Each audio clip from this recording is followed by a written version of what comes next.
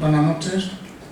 Bienvenido a esta conferencia que organiza la Comisión de Ciencia de Sociedad Económica del país. La conferencia ha dado a José Marzaurino y me honra el presentarlo. Nació en Badajoz en el año 76, 10 de julio, estudió en los Bachilleratos Normalistas en Badajoz, tiene diploma de estudios avanzados sobresaliente de la Universidad de Extremadura. Es doctor europeo en Ciencias Biológicas y sobresaliente de cum laude en la Universidad de Extremadura. El principal campo de investigación suya es la ecología evolutiva, centrado especialmente en la malaria de aves. Ha sido profesor de secundario y bachillerato, investigador científico de la Universidad de Lund en Suecia, profesor del Departamento de Ecología de la Universidad de Extremadura y profesor del Centro de Zoología de la Universidad de Extremadura. Tiene varios premios extraordinarios de doctorado en nuestra universidad y tiene artículos publicados en la revista de alto impacto científico. Tiene la palabra el doctor Alfonso Marzaurino.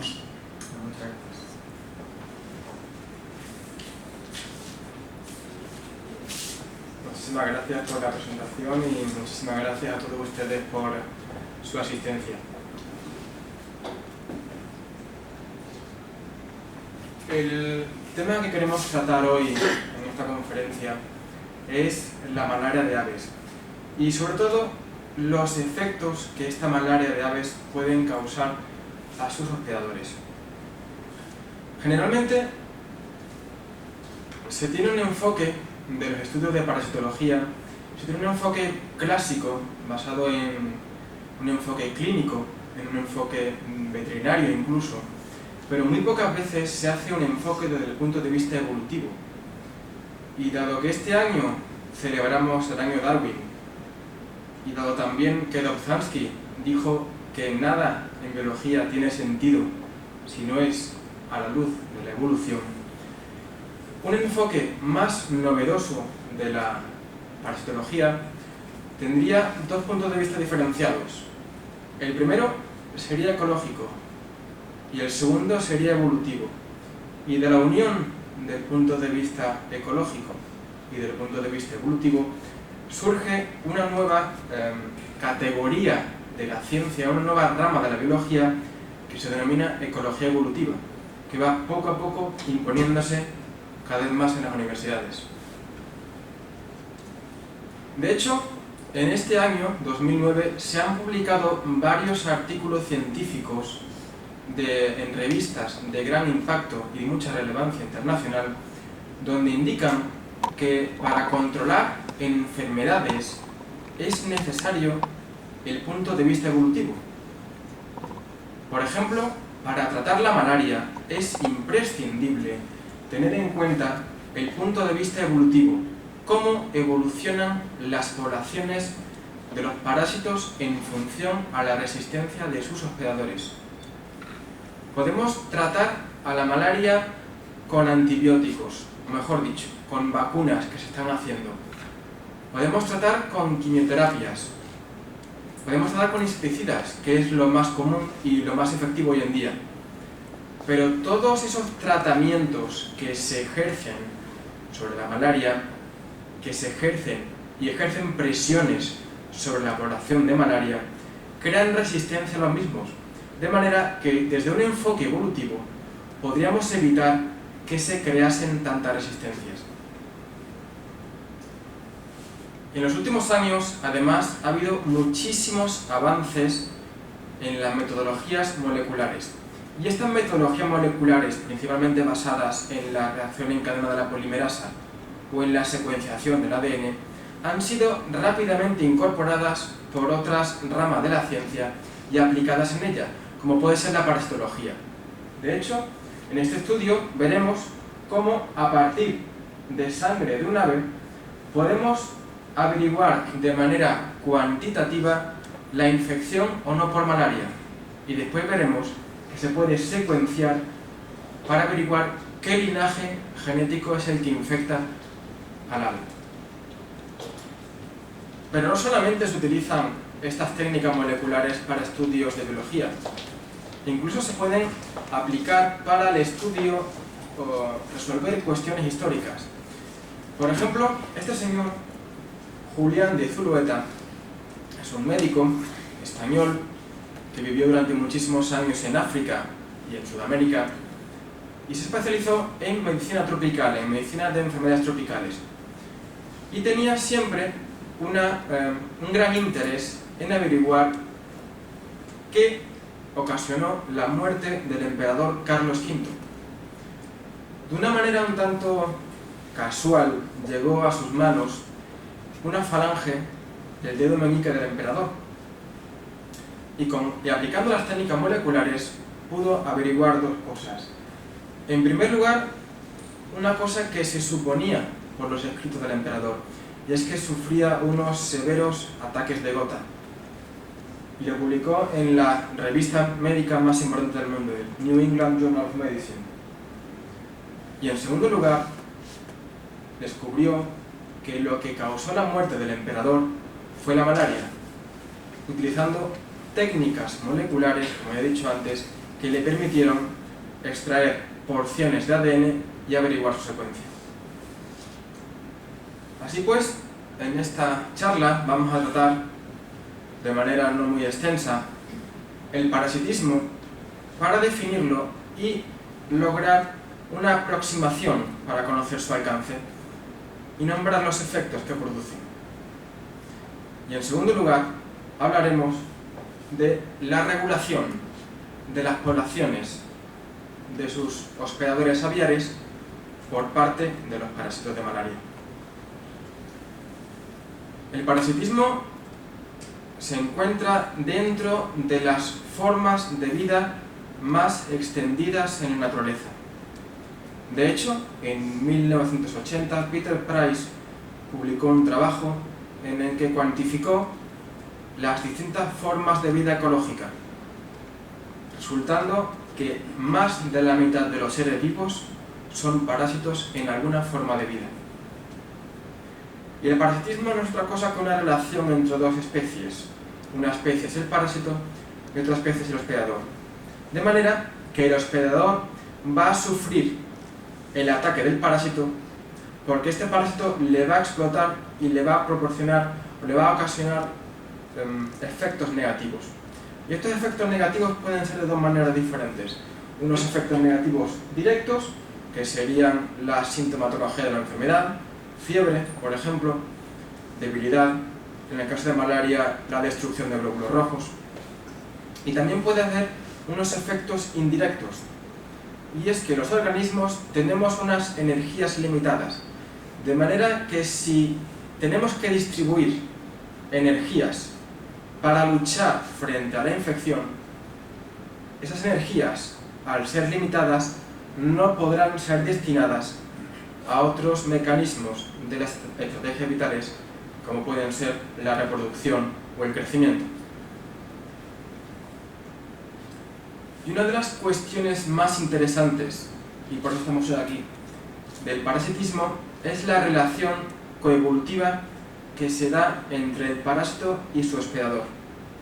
Es lo que Van Balen propuso en el año 73 para hablar de la hipótesis de la reina roja.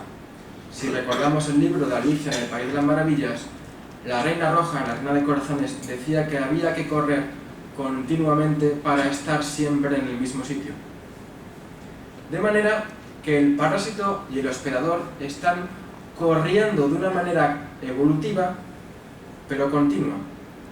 El parásito desarrollando armas cada vez más virulentas y el hospedador tratando de evadir los costes de estas armas virulentas del parásito, desarrollando defensas cada vez más efectivas. Esto mismo lo aplicó el ilustre ecólogo español Ramón Margalef, pero le cambió el nombre y propuso el modelo de Tom y Jerry para explicar la coevolución entre el depredador y la presa. De manera que podemos ver en el dibujo que tanto el depredador, el gato, como el ratón, que sería la presa, tienen que desarrollar armas para huir del depredador. Digamos que un zorro y un conejo corren de dos maneras diferentes. El conejo corre de una manera física para evitar ser la cena del zorro esa noche, y corre de una manera evolutiva para que nunca le alcancen las armas del depredador en esta carrera a lo largo de la historia. E históricamente se ha pensado que las interacciones que hacen los organismos sobre otros son principalmente la depredación y el parasitismo. E históricamente, repito, se pensaba que los efectos de la depredación eran mucho mayores que los efectos causados por el parasitismo.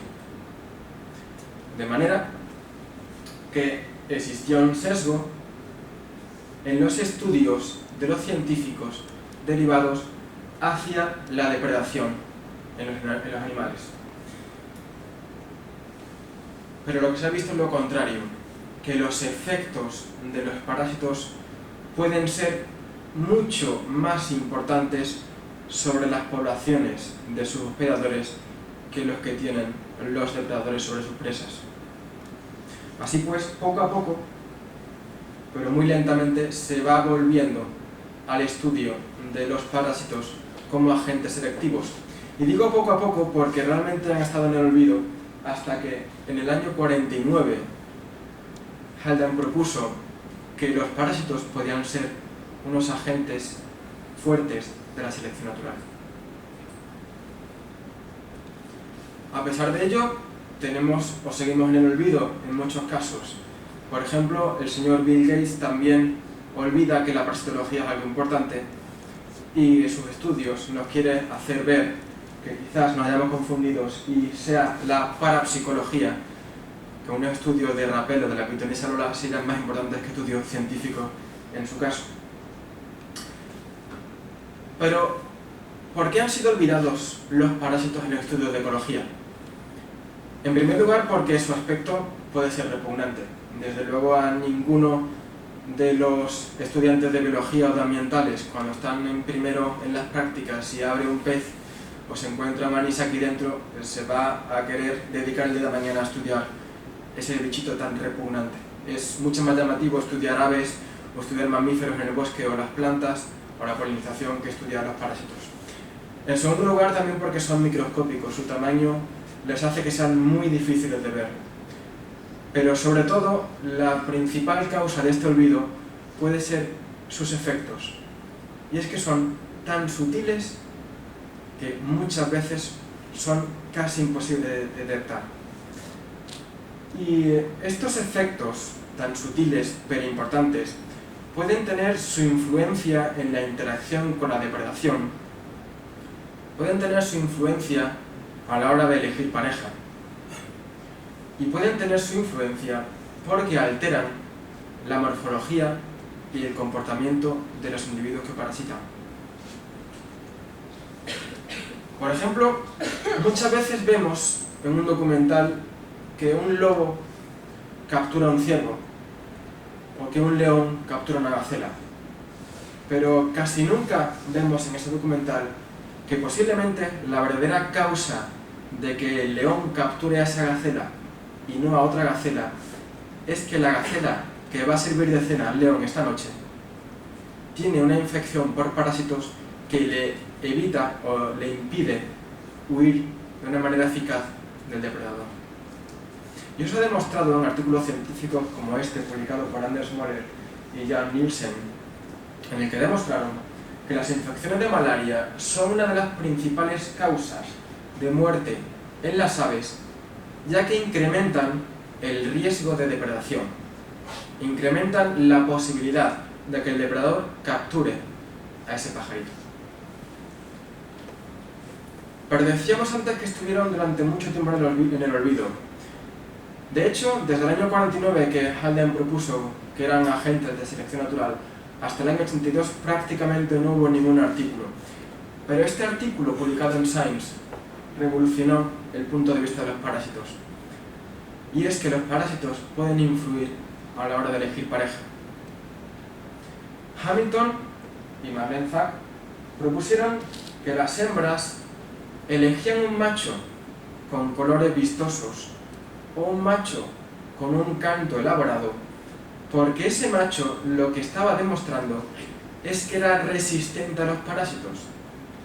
De manera que una hembra que se empareje con un macho con colores llamativos, o una hembra que se empareje con un macho que tiene un canto elaborado, realmente lo que está seleccionando son genes de resistencia a los parásitos. Y esos genes, al ser heredables, pasarán a su descendencia, de manera que el éxito reproductor de esa hembra aumentará significativamente. La pregunta que deberíamos hacernos nosotros, como animales, es si nosotros, que también sufrimos el ataque de los parásitos, estamos libres de que estemos también coaccionados, entre comillas, por los parásitos en nuestra elección. De hecho, Donald Johanson y Marcus Rantala propusieron que la evolución del ser humano está marcada significativamente por la lucha frente a los parásitos.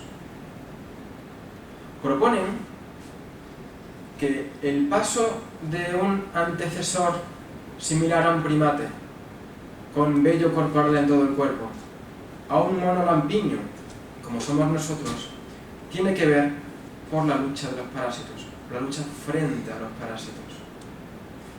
Así, por selección natural, y dado que somos la única especie de primates que tienen pulgas, sería muy beneficioso para el ser humano, evolutivamente hablando y con perspectiva de hace miles de años, el que hubiese perdido el pelo. De manera que el que seamos un mono lampiño sería una adaptación por selección natural para tener menos parásitos, para sufrir menos el ataque de estos ectoparásitos que reducen significativamente la supervivencia y el éxito reproductor de los individuos. Pero la pregunta que deberíamos hacernos entonces es si por selección natural hemos pasado a ser un mono desnudo, un mono sin pelo, ¿por qué los machos de nuestra especie siguen teniendo vello corporal? De manera que podremos enlazar entonces con la idea anterior de los caracteres sexuales secundarios. Y deberíamos entonces explicar el principio o la hipótesis del hándicap propuesta por Amos Zabi, que dice que las hembras obtienen genes que determinen buena calidad de los machos. Y los caracteres sexuales secundarios son ostentosos, como puede ser la cola de un pavo real, que desde luego tienen muy poco que ver con la selección natural. Si lo que intentamos es evadir los costes del parasitismo o evadir la depredación, una cola tan ornamentada y tan elaborada como el de un pavo real, o la presencia de vello corporal en los machos de nuestra especie, sería un hándicap para nuestra supervivencia. Así pues, lo que estamos indicando, o lo que indican los machos poseedores de esos caracteres sexuales secundarios, es que son buenos machos, que a pesar de ese hándicap pueden sobrevivir, y quizás las hembras los elijan por eso. Y hay estudios en humanos en los que se ha comprobado significativamente que hay una elección de la hembra, una elección de la mujer por hombres con vello corporal. De manera que si tenemos en cuenta que hace miles de años de evolución nuestros antecesores vivían en cuevas, y el vivir en cuevas y el tener pelo supondrá un hándicap, debemos esperar que la selección natural y la selección sexual han evolucionado también en nuestra especie para evadir los costes del parasitismo. Pero podría surgir un individuo que produjese un carácter sexual secundario para intentar engañar a la hembra, no teniendo buenos genes. Por eso se habla de la honestidad de las señales en los caracteres sexuales secundarios. Son costosos de producir y mantener. Solo aquellos machos con una buena condición física y con unos buenos genes pueden producirlos, de manera que así se evita el engaño posible a la hembra. Bien, hemos visto ya cuáles son los efectos de los parásitos en la selección sexual y en la depredación, pero lo más curioso es cómo pueden alterar el comportamiento y la morfología. Por ejemplo, el año pasado en American Naturalist se publicó un artículo científico muy interesante. Se comprobó que una hormiga, como tenemos allá arriba, de forma normal, cuando se veía infectada por un parásito nematodo, cambiaba su morfología y en el abdomen se producía un hinchazón y se le ponía de color rojo. Pero es que además esta alteración morfológica venía acompañada de una alteración en el comportamiento de la hormiga y dejaba de estar en la zona de las hojas para irse a las zonas más altas y sin hojas. Y es fácilmente confundible este abdomen rojizo de la hormiga con las bayas de la planta. De manera que un pájaro frugívoro que se alimenta de esas bayas lo confundía con las bayas y se la comía. ¿Qué efecto puede tener esto? Pues cuando se estudia, se ve que para que el ciclo vital del parásito se complete, es necesario que se encuentre en el tracto digestivo de un ave. De manera que la alteración del comportamiento y la alteración morfológica del parásito estaba dirigida para la supervivencia y procreación del parásito. Pero es que además también puede cambiar el comportamiento Toxoplasma gondii. Es una bacteria, es un microorganismo que altera el comportamiento con una precisión casi quirúrgica.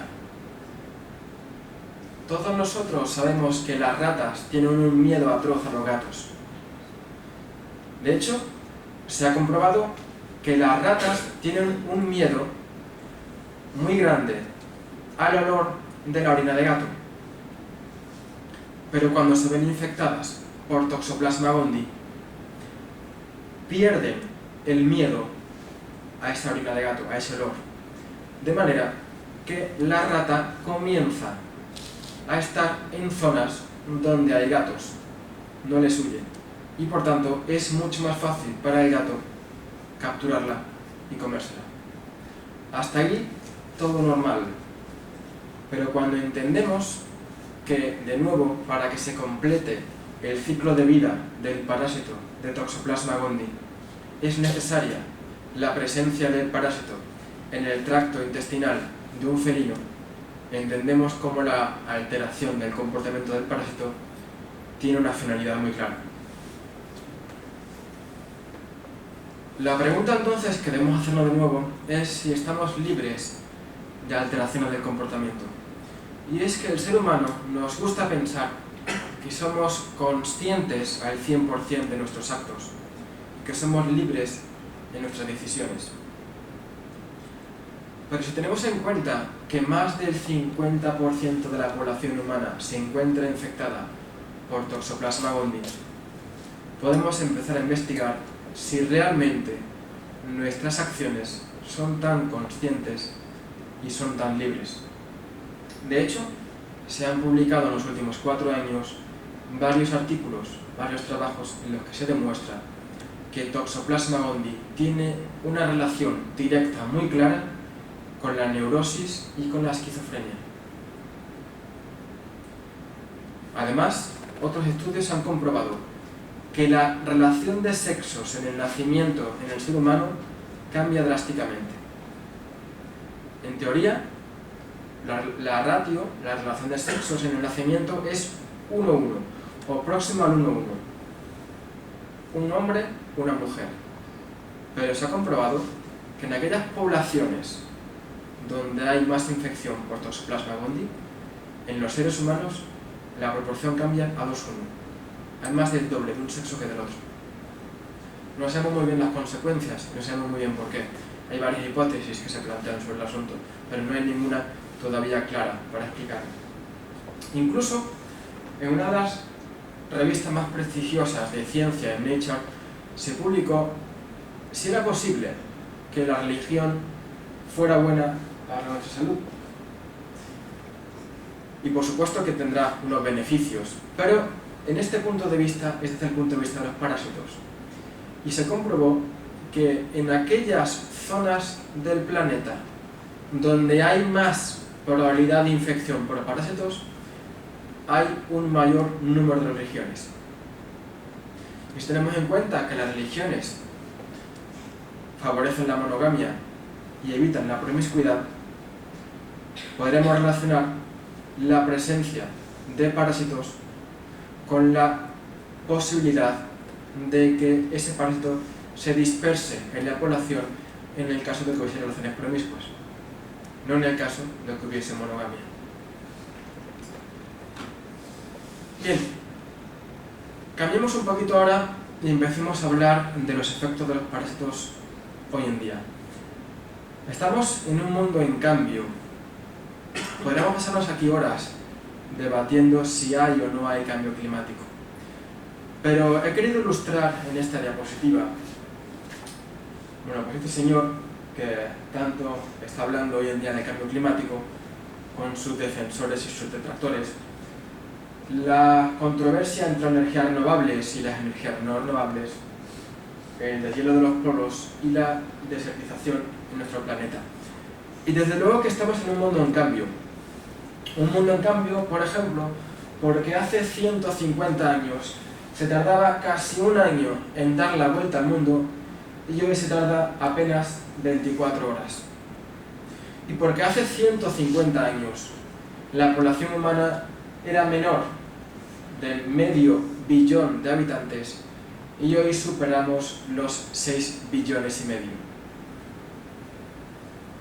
Todas estas consecuencias hacen que estemos en un mundo en el que es fácil transmitir una enfermedad de un lado a otro. Se habla mucho de si la malaria tiene o no tiene que ver con el cambio climático, y posiblemente tenga que ver algo en el caso de que lo haya. Pero también es cierto que antiguamente, cuando un hombre infectaba en una región propensa a la malaria y viajaba a otra zona, posiblemente se muriese en el camino, con lo cual no habría probabilidad de contagio. Pero hoy en día una persona puede infectarse por malaria o por gripe A en México, o de malaria en África, y venir en 24 horas o en 12 horas a Europa y poder transmitir la enfermedad. De manera que quizás tenga más que ver los adelantamientos o los avances tecnológicos que estamos teniendo en los últimos años con la posibilidad de infecciones.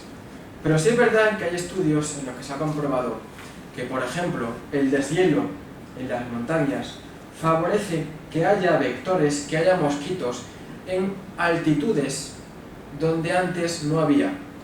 Y si hay vector, hay malaria. Si hay mosquito que pueda transmitir la enfermedad, hay malaria. Por eso, casi todas las estrategias para erradicar la malaria se basaban en la destrucción, en la aniquilación de las poblaciones del mosquito.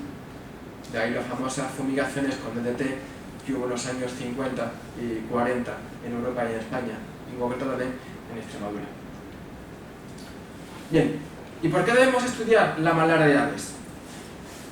Pues se nos pueden ocurrir varias cuestiones, varias razones para estudiar la malaria de aves. En primer lugar, porque causa graves problemas económicos. Puede causar graves problemas económicos, graves pérdidas de dinero en zonas de granjas avícolas o en zonas donde se producen muchos aviarios o incluso en los zoos. Pero además también provoca graves pérdidas ecológicas, como puede ser la introducción y colonización de especies, que veremos posteriormente, como es el riesgo de contagio provocado principalmente por la deforestación y pérdida de hábitat, como podría ser también el uso para la conservación de especies amenazadas o la hipotética extinción de especies que se podría causar por la introducción de malaria en algunos ecosistemas. Pero es que también los estudios de malaria de aves son utilizados y han sido utilizados históricamente para estudiar la malaria humana. De hecho, todos o casi todas las quimioterapias asociadas a la lucha frente a la malaria han sido diseñadas y probadas anteriormente en aves. Y también los estudios de los ciclos vitales de los parásitos de Plasmodium y de los vectores de propagación se han desarrollado anteriormente en hospedadores aviares.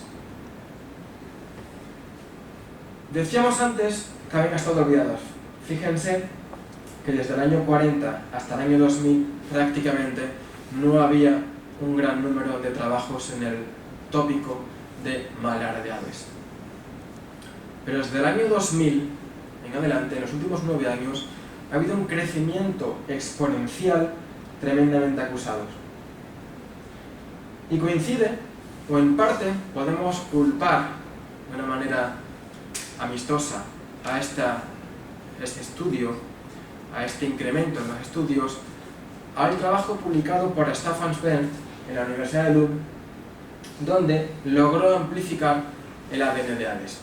Fue el primer trabajo que incorporó las metodologías moleculares para estudiar la prevalencia, la intensidad y la patogenicidad de las especies de aves. Pero es curioso que donde estamos viendo ahora mismo, en esta zona de Europa, es donde menos número de especies de aves, pero donde más estudios de malaria de aves hay. Necesitamos colaboraciones con países de otras regiones geográficas para poder avanzar en el estudio de la malaria. Entremos entonces ahora en la última parte de la charla, en cómo regulan las poblaciones de los parásitos a las poblaciones de sus hospedadores. Vamos a ver varios ejemplos, dos brevemente y los otros tres nos centraremos un poquito más, que son estudios publicados todos ellos en los últimos 2 años o bien algunos resultados que aún están en preparación y no han sido publicados. En primer lugar, siempre se ha pensado que las aves migradoras son unos potentes vectores de propagación de la enfermedad. De hecho, cuando estábamos con la gripe aviar y con otras enfermedades como el virus del Nilo, se pensaba que las aves podían propagar esa enfermedad. Y este hecho, o esta propagación de enfermedad, también se extrapoló a la malaria de aves. Por tanto, era necesario identificar la posibilidad de una propagación de las aves migradoras de la enfermedad de malaria de un continente a otro. Y eso fue lo que investigadores de la Universidad de Lund hicieron en el año 2007. Comprobaron en especies migradoras entre África y Europa la posibilidad de que transmitiese la enfermedad de un continente a otro. Y comprobaron que las aves migradoras se podían infectar tanto de parásitos europeos, o sea, en Europa, como en las localidades invernales africanas, que se infectaban por otros parásitos diferentes.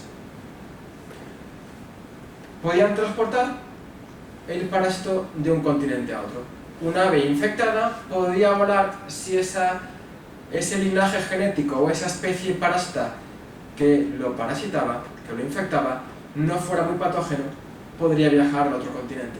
Pero no había la posibilidad, no existía la posibilidad, o existía en un porcentaje menor al 1%, de que esa enfermedad que cogían en África viniese en Europa y la propagase. Otro estudio ha comprobado que existe la diversidad críptica en las especies de parásitos. Y decimos críptica porque no era fácilmente identificable en microscopía. Así, la visión tradicional en la parasitología es que hay pocos parásitos, pero muy extendidos. Estos parásitos que infectaban a muchos hospedadores, pero el número de especies diferentes era muy pequeño. Pero con el uso de las técnicas moleculares se ha comprobado que existen muchos más parásitos de los que se podían identificar anteriormente con los métodos tradicionales de microscopía. Así, aunque no se ve muy bien en la diapositiva, cada cuadrado grande corresponde a una especie identificada en el microscopio y le corresponden 3 especies diferentes, algunos de ellos de linajes genéticos. Por cada especie que pensamos que era única al microscopio, se han visto en algunos casos que realmente son 3 especies diferentes. O sea, que hay muchas más especies de parásitos que de hospedadores, posiblemente. Y vamos a presentar ahora 3 modelos de estudio diferentes donde se estudia el papel que juegan los parásitos en las aves. Resulta que las aves son unos modelos excelentes para estudiar cómo nos hacemos viejos. Y esta fotografía lo ilustra muy bien. George Dunnet era un ornitólogo escocés muy famoso.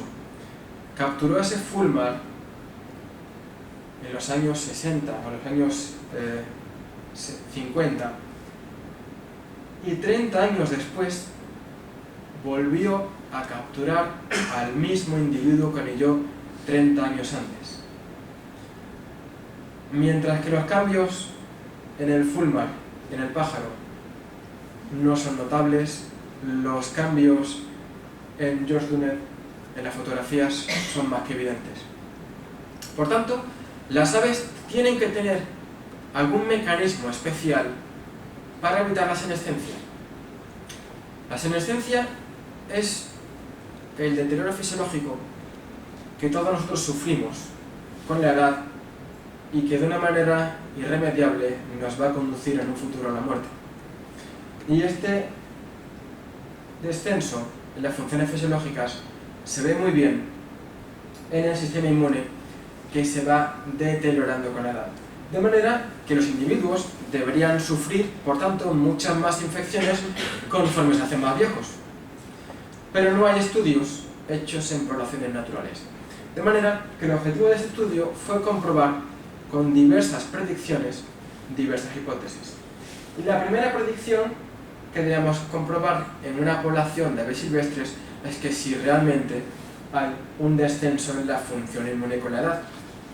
Así capturamos aviones comunes y golondrinas, los mismos individuos durante varios años consecutivos, y comprobamos que tanto en golondrinas como en los aviones el sistema inmune se deteriora con la edad.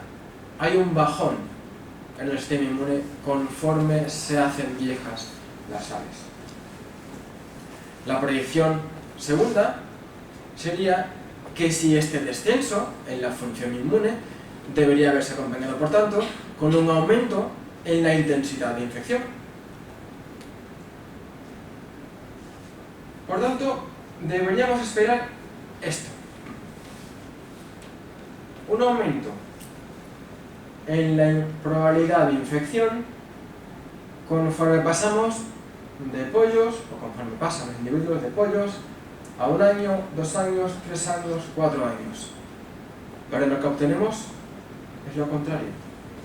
Un aumento hasta la edad máxima de 2 años, que coincide con la esperanza de vida media de la especie estudiada, y después un descenso en la probabilidad. Dicho de otra manera, los individuos que llegaban a viejo tenían muchos menos parásitos que aquellos que no llegaban.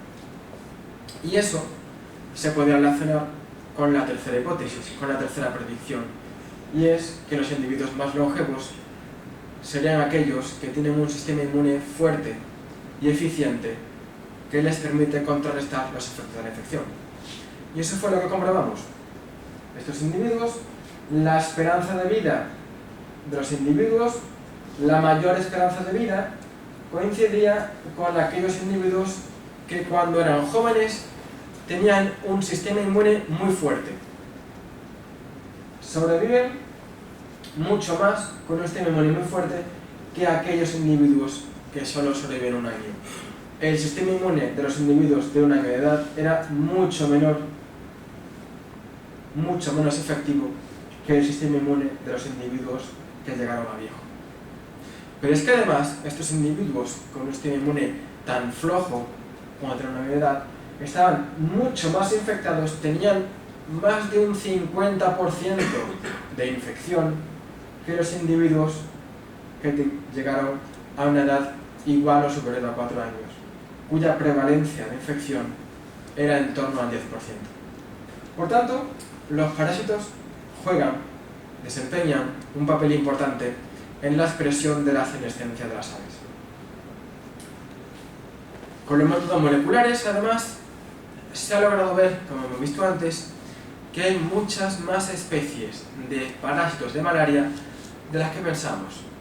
Y además se ha descrito que existe la posibilidad de que un mismo individuo esté infectado por más de una especie de parásito. Esta patogenicidad de infecciones múltiples no estaba muy bien estudiada.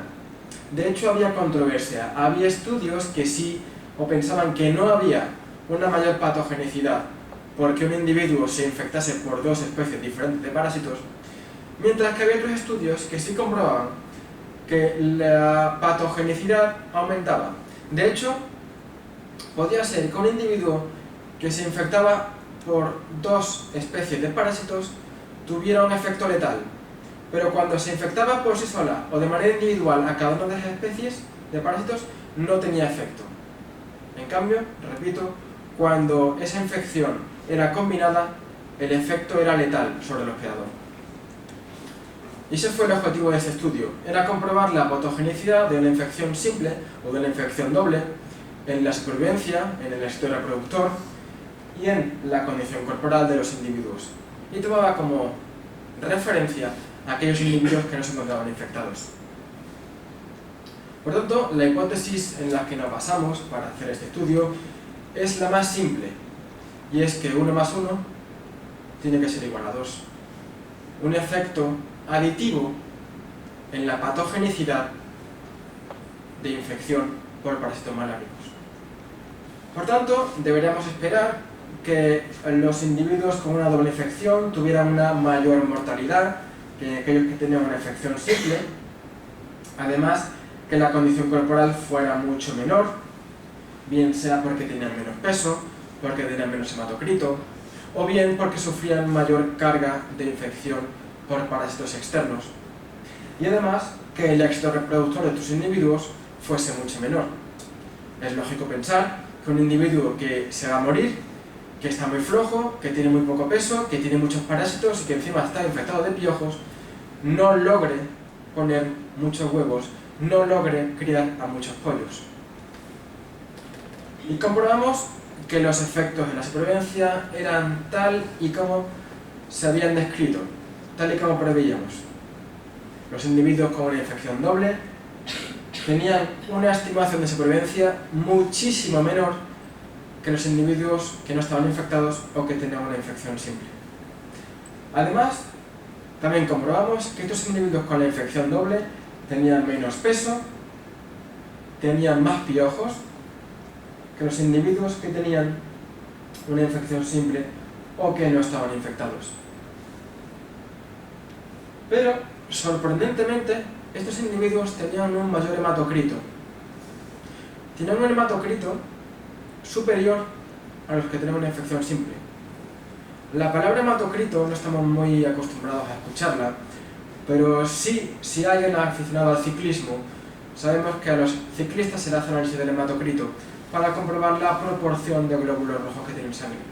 De manera que a mayor hematocrito pueden tener una mayor actividad física y atender a una mayor demanda energética. Pero la mayor sorpresa la tuvimos cuando comprobamos que estos individuos con un efecto doble de infección tenían más huevos, ponían unas puestas antes, con lo cual le beneficiaba para crear los pollos, y que además criaban más pollos que los individuos sanos. ¿Cómo podríamos explicar que un individuo que está a punto de morirse, que está muy mal físicamente y que tiene unos efectos casi letales de la infección, sea capaz de crear más pollos? Y para eso, para explicar esto, debemos fijarnos en la hipótesis de la inversión terminal.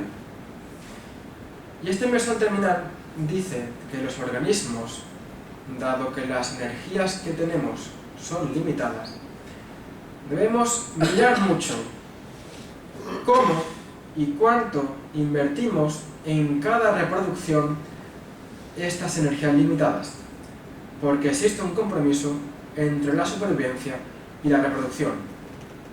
Si un organismo invierte mucho en una reproducción en un año, posiblemente su supervivencia se vea afectada y el año que viene no pueda sobrevivir.